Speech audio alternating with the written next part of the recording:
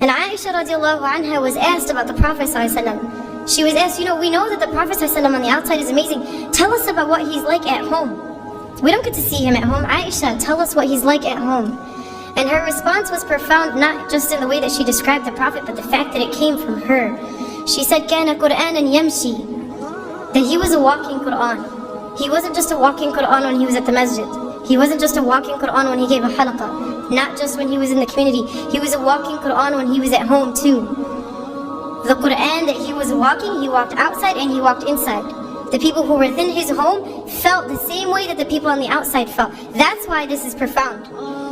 That's why this is important. Compare what your salah looks like in the masjid, where there's a bunch of people in the congregation, versus your salah at home when the only person that can see you is Allah. When you're at the masjid, do you tend to read the longer surahs? Do you tend to pray the sunnah and then stay and do the adhkar after? And when you're at home, do you do the same? Or when you're at home, is it Qul Huwallahu Ahad and then you're done and then you don't even pray sunnah and you don't even do adhkar and then you move on to the next thing, right?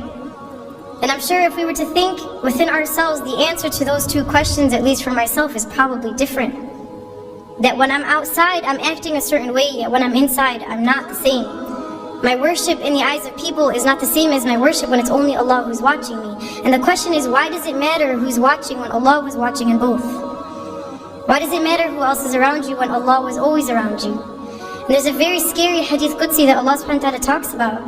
And He says, عَبْدِي لِمَ جَعَلْتَنِي أَهْوَنَ النَّاظِرِينَ إِلَيْكَ. He says, my slave, why did you make me the least of your worries?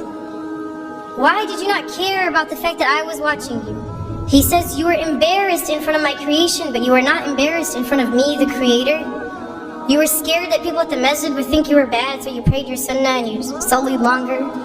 Yet when you went at home and I was the only one who watched you, you didn't care?